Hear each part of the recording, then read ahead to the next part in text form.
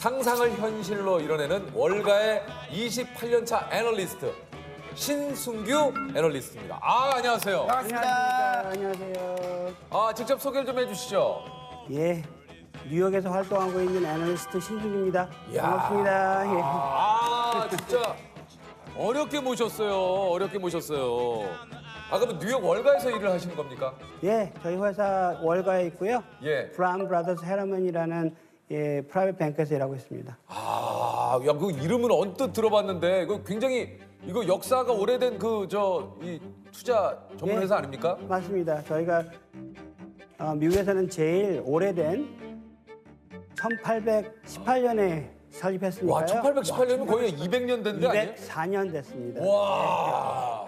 보통 그 월가에 있는 우리가 아는 유명한데 JP 모건 이런데. 예, 예. 예. 그런 데하고는 약간 그 성격이 다르고요. 예. 저희 회사는 그 오래된 그런 가족이나 여러 나라의 중앙은행이나 그런 고객들이 많고, 예, 우리가 가서 정기예금 이런 거 할 수 있는 회사가 아니군요. 그렇죠. 예. 아니 연리 몇 프로예요? 이렇게 해가지고 아마 오피셜리는 이렇게 될 거예요. 한 1,000만 불 정도 고객을 받는데 저희들이 말씀드릴 때는 한 2,500만 불 정도 플러스 아니면 다른 데 가시는 게 좋아요. 그렇게 말씀. 2,500만 불이면은 지금 환율로 한 300억? 300억 정도 되는. 그러니까 그 정도 있어야. 네, 왜냐하면 그 이하면 좀 저희한테 좀 작은 고객이시라. 예, 예. 그러니까 세계적인 이제 그 부호들, 가문들 예, 이런 데서 이제 형은 가능하지 않아요? 조용히 아니, 애널리스트. 그 오징어 게임 때문에 그거 아니, 그래도 내 재산 얘기가 계속 그 이후로 나와. 이 공간에 2,500만 원에 가장 가까운 사람은 그나마. 가만 있어. 예. 죄송합니다. 예, 그냥 하는 얘기야. 애널리스트는 가능하지 않을까요? 나중에 대화를 좀 해볼까요? 예. 이것도 또. 예. 아니 그러니까 이게 이제 애널리스트라는 직업이 사실 또 아시는 분도 계시겠지만 이제 보통 기업 분석 이런 걸 해가지고 투자를 하시는 그런 직업이신 거죠. 그렇죠. 예. 저희들이 항상 추구하는 거는 기업이 얼마나 견고한지를 먼저 봐요. 경영진이 얼마나 정직하고 금융 상태가 회사가 얼마나 안전한지 봐요. 28년차 애널리스트시면 꽤 높은 직책이시겠는데요? 저희 타이틀이 바이스 프레지던트라고 해서 바이스 프레지던트.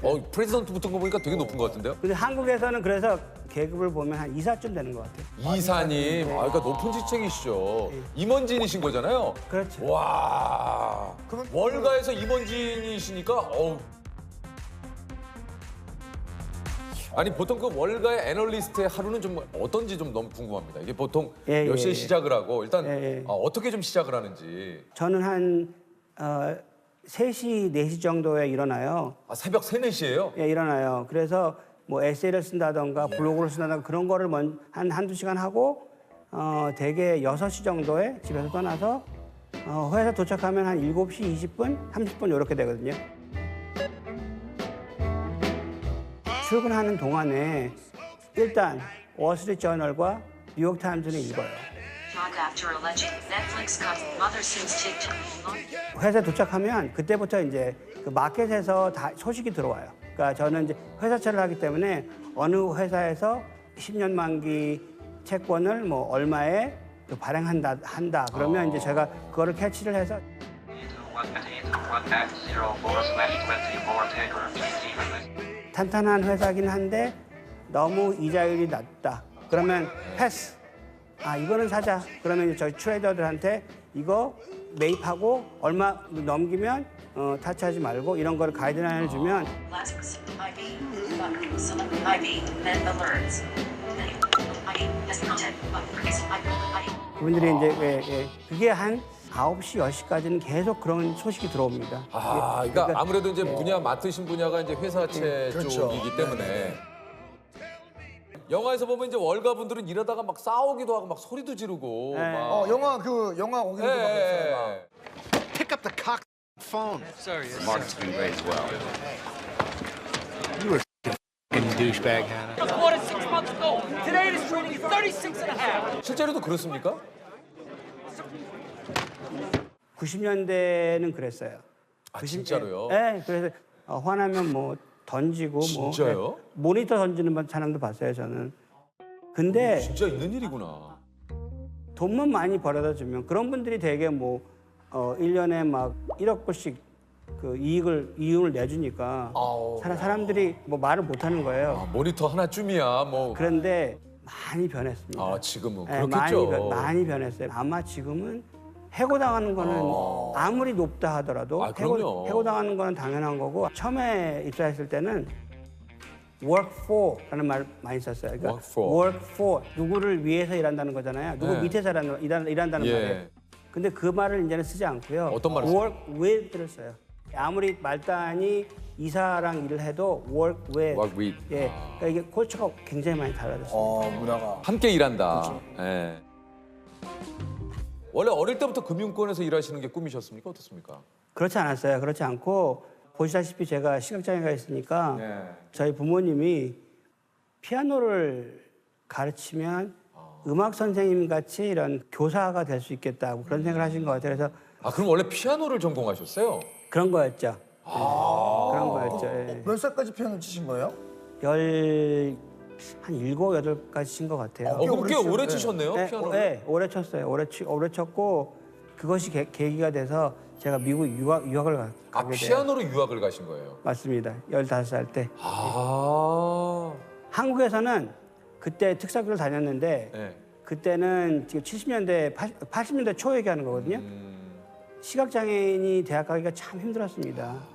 거의 다 학교들이 원서도 안 받아줬어요. 아, 그 당시에. 그 당시에는 그때 그 기회가 피아노를 칠 수 있다는 것 때문에 기회가 생겼어요. 제가 순회 공연을 기금 마련 순회 공연을 14살 때 미국으로 갔는데 반주자로 필라델피아에 있는 그 특수학교 맹학교에서 그 공연을 했는데 그때 교장 선생님이 우리 학교에 와서 공부해라 이래갖고 유학을 갔거든요. 근데 공부가 안 될 것 같더라고요. 특수학교라 공부를 그렇게 뭐 열정적으로 시키는 선생님들이 없었어요. 그래서 이러면 아예 그냥 한국으로 돌아가는 게 낫겠다 생각했는데 다행히 그 소개받은 그 미국 가족이 저한테 그러시는 거예요. 그러면 그 학교를 다니지 말고 우리랑 같이 살면서 일반 학교를 다니는 게 어떻겠냐. 네, 그래서 제가 그 미국 가족이 생겼어요. 그러니까 입양 절차를 받은 건 아니지만 정말 그 기적적으로 이런 부모님, 형제 자매가 생겼고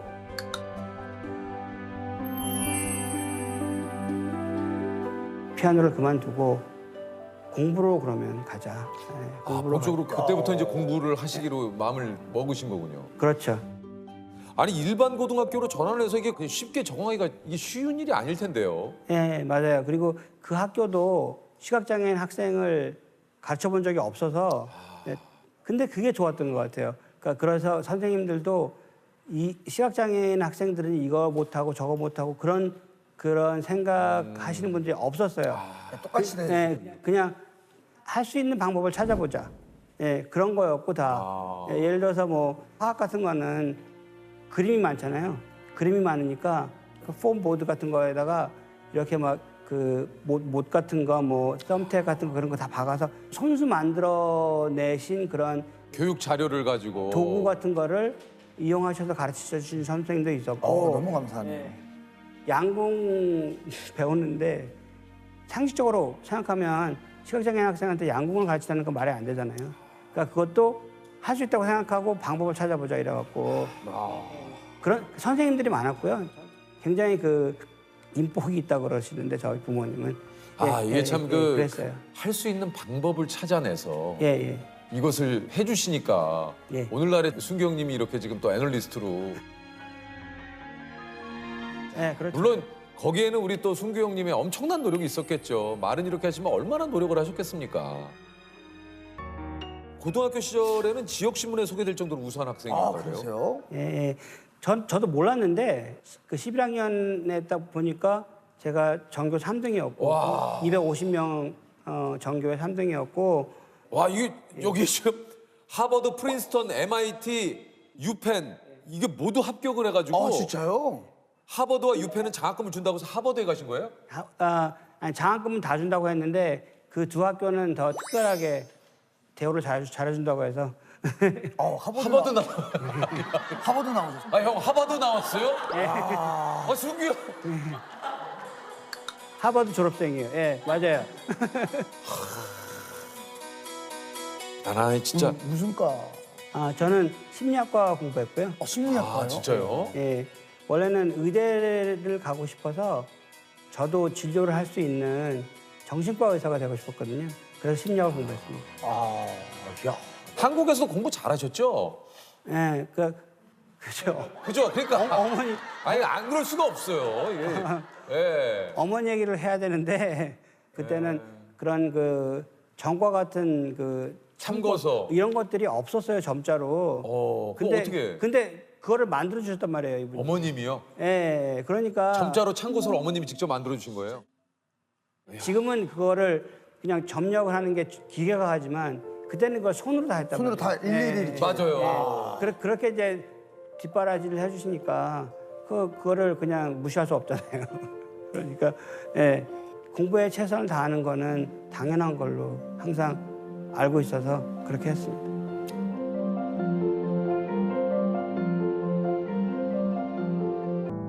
그렇게 하셨는데 또 이게 애널리스트가 되셨어요. 그렇죠.